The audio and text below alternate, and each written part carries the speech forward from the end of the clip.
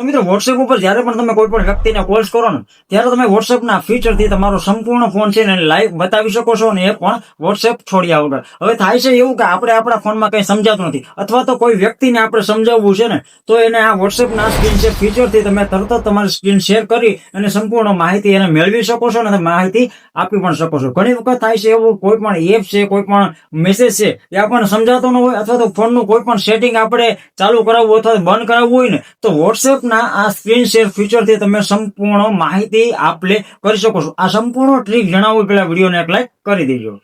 સૌથી પહેલા તમારે વોટ્સએપ ઓપન કરો. વોટ્સએપ ઓપન કર્યા પછી તમારે કોઈ પણ વ્યક્તિને કોલ કરવાનો. કોલ કરશો ને એટલે 3 ડોટ દેખાય, ત્યાં જશો ને એટલે અહીંયા તમે જોવો તો સ્ક્રીન શેરિંગનું ઓપ્શન આવી જશે. એ ફીચર ઓન કરી દેશો એટલે સામેવાળી વ્યક્તિ તમારો આખો ફોન છે ને પોતાના હાથમાં કંટ્રોલ કરી શકે અને તમે સેટિંગ પર અપડેટ કરાવી શકશે. તો આજે જ ટ્રાય કરો આ ટ્રીકને, અને આ ટ્રીક વિશે શું કહેવાનું તે પણ જણાવી દેજો.